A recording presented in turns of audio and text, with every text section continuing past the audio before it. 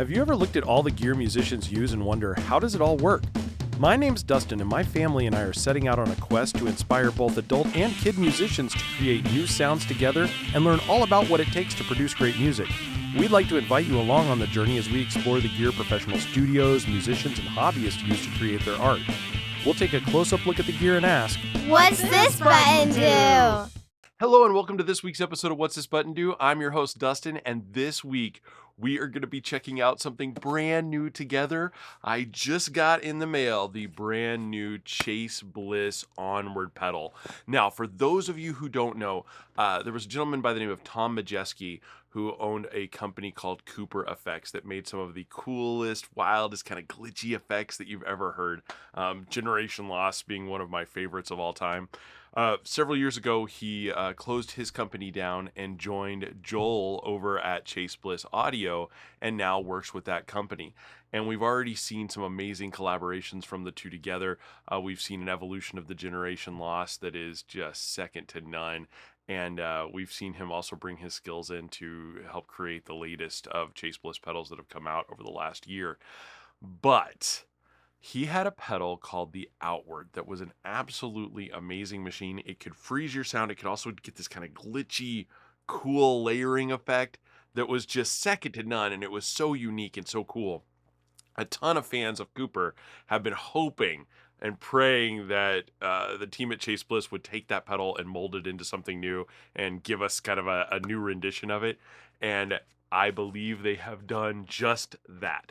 So rather than me rambling about it, what I think we'll do is we're going to cut this open, hop over to the pedal board, and let's go take a listen to some different sounds and hear how this sounds in action. All right, for today's video, we are going to be using our trusty Cower Mr. Sparkle Corona. Sounds like this clean.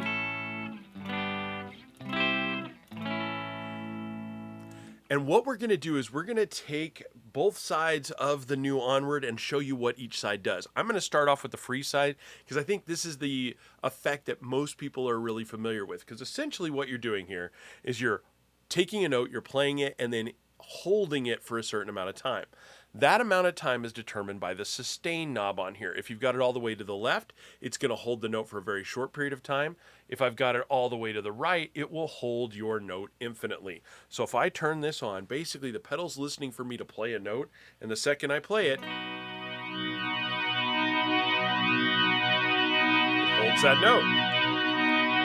Now what's really cool is if I play a second note, it will do one of two things depending on what this little fade knob is set at. If I have it to the right, what you're going to see is when I play a note and then play the next note, it's instantly going to start holding whatever I play next. So, okay. If I switch it to the left, what it's going to do is gradually swell into the next note that I play.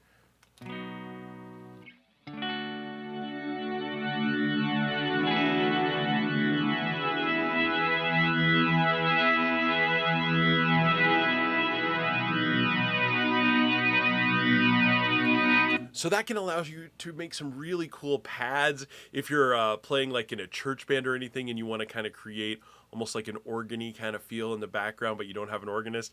This can be really neat for laying down some kind of synth pads and creating some really, really neat effects at the beginning or at the end of songs. Or if you just want to play a little like sustaining note behind, like a solo for somebody else or a cool little lay down while somebody's talking, that's really where this can shine at.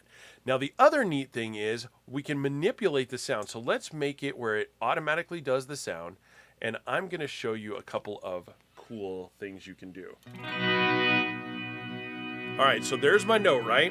What we can do is we can manipulate this by manipulating these different knobs. If I take this texture knob and I move it hard to the right, it's introducing a little bit of a gain, like kind of like an analog gain to it.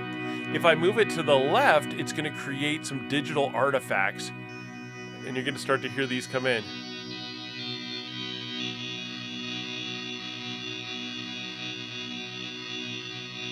And then that texture can be manipulated by this little switch where you've got a chorus mode and a vibrato mode. So if I turn it into chorus, you're going to hear this kind of phasery chorus that's affecting all those sounds. And if I add some drive, you can really hear it.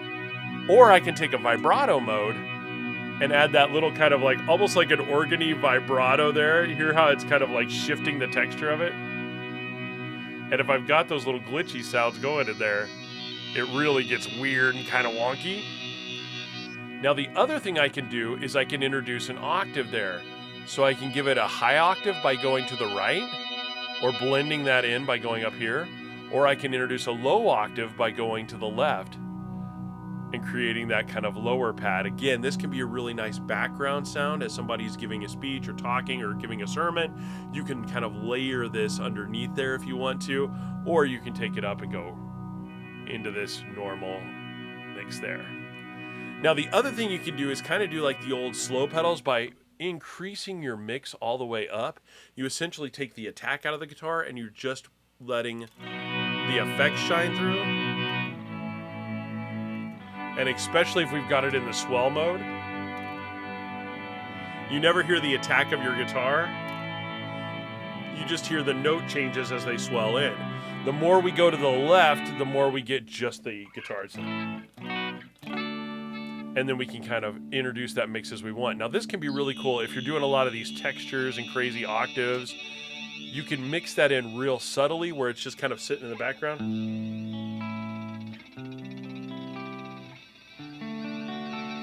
And you're getting these like really weird sounds kind of going on in the background. This can be really fun when we start introducing distortion and fuzz and all sorts of other craziness to this. You can do some really fun things. So now glitch mode is really interesting. Glitch mode is going to take a sample of whatever I played, and the size of that sample is going to be determined by our size knob up here. It's a really short amount. It's not recording this like 3-minute loop or anything. We're talking about second here. But what it does is take that, record it, and then play it back on an infinite loop depending on how you got your sustain set up. So all the way to the right again, just like in freeze mode, it's just going to infinitely play it. And the shorter you make that, the shorter amount of repeats it's going to have on that loop. So let's turn it on. And what we're going to do, I've got it on the instantaneous record so that when I hit this, there's our loop, right? If I shorten it, it's going to make it faster.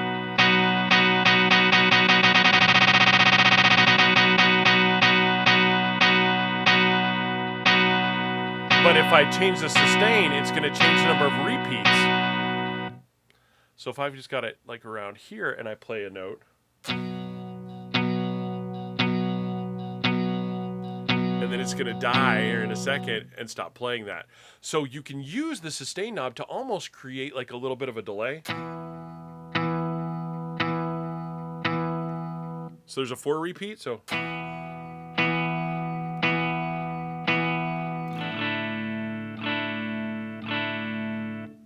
Oh, 3, sorry.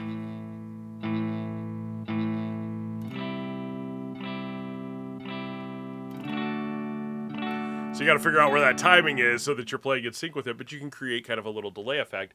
So what I like to do, another really cool effect with this, is you can create kind of your own tremolo by shortening the size down a little bit, keeping your mix toward the middle, and make that octave a little bit on the low side, and then give yourself just a little bit of drive texture, but keep that sustain in the infinite mode, and make sure that your fade is instantaneous. Otherwise, you're going to get this weird swelling effect. But if we do that, and I turn on the glitch mode, what's going to happen is like a tremolo.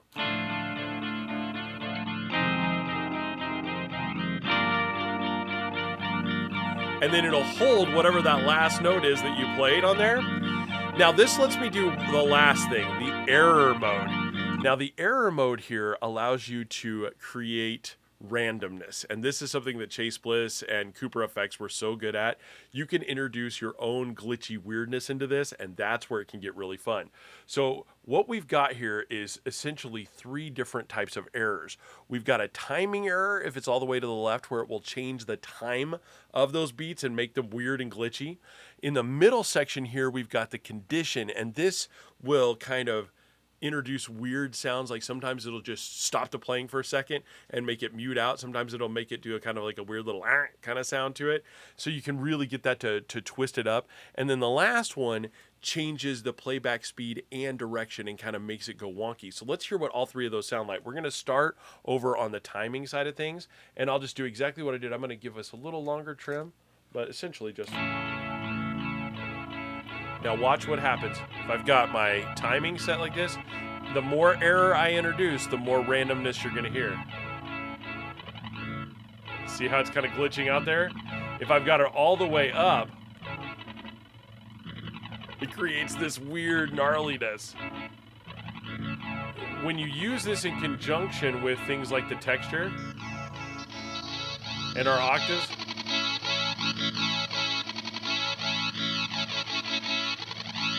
hear how you can create like a rhythmic device. It's just really, really cool.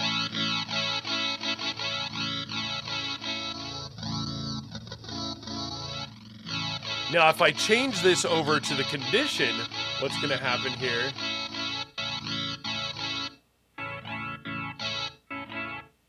And I've got that air all the way up. You're going to hear these weird mutes and cuts out.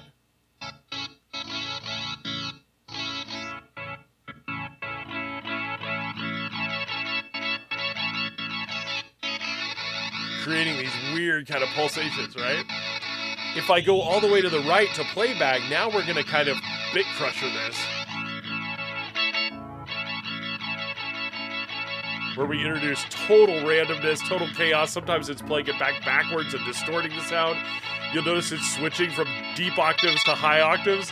All sorts of randomness can ensue there.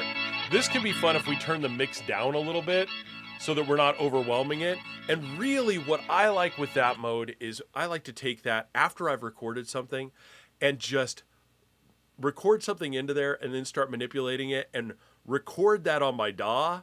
And then you're not going to play the whole thing, but you can find some really cool little pieces and bits in there that you can take out and then throw that into recording. It's really fun. In a live setting, this introduces chaos, and this can get really crazy. And what makes it even more wild is, let's say we add in a fuzz pedal into this. So watch what happens if I take my facet fuzz and I give us a nice fuzz. Let's do that same thing, and we're going to use the glitch mode first.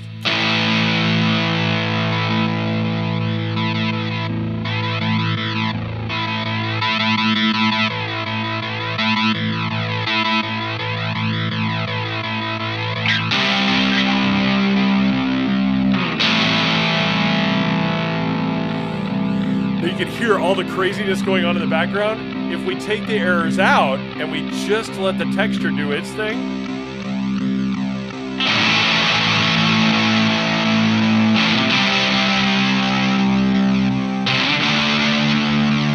now my favorite thing to do with fuzz or distortion or anything with this kind of pedal is to introduce that low octave and make my size nice and big, but I want to play a little drum track behind this so that you can hear what this sounds like in a mix, because you think it's going to be too wild. If I introduce any kind of error rate at all, you think, oh, it's going to get too weird. It doesn't. If you keep the error rate kind of low and you keep the mix in the middle, you'll be surprised by the crazy pads that this will create. What I'm going to do is I'm going to turn both of these on. I'm going to give myself the glitch mode and the freeze mode. And then I want you to hear what this sounds like when I introduce a drum track. So let's bring that in. We'll get a little distortion.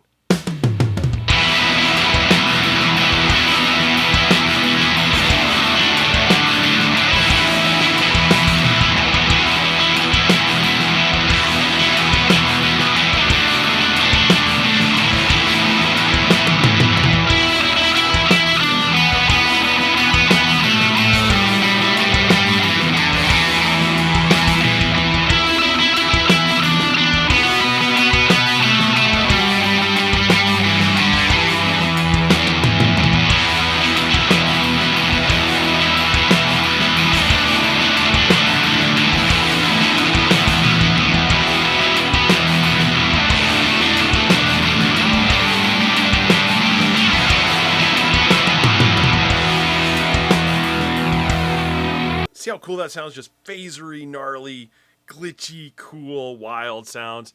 You can really, really make some fun music with this and neat pads. And that's just scratching the surface. The stuff that can be done with this to create wild effects is insane. Well, I hope that gives you a little overview of what the Onward can do. There's still a ton more to do. We haven't even gotten to the dip switches, the hidden modes. There's a little manual that comes with it that has, gosh, what are we looking at? Probably 60 pages worth of stuff here. So there's a lot of information in here and a lot of different modes. Chase Bliss has some demos up. You're going to see a lot more demos coming in the coming weeks. I'm going to try to do some more fun things with this because this also has a stereo mode that we didn't even get into today. So I'm going to mess around with that over on our Instagram account. So please follow me over there at What's This Button Do Dustin, and we'll be messing with some stuff with that later on this summer. Well, as always, I'd like to thank my friends over at Palen for having me out this week. I really appreciate it. If you get a chance, please go visit their website, take a look at them. And if you're in any of the areas that have a Palen store, please go in there and check them out. They have got some amazing, amazing stuff in stock right now. I just saw a new batch of guitars that came through that were mind-blowing. So if you get a chance, go check them out as well. I've put a link to them down below. Want to thank you all so much for coming out and spending time with me today. Please, if you'd like me to test other things with this, if you want to hear some more from different Chase Bliss pedals, please comment down below. I'd love to hear your thoughts, how you want to use this, what you think of these crazy glitchy things. I know they're not for everybody, but I think there's a lot of fun.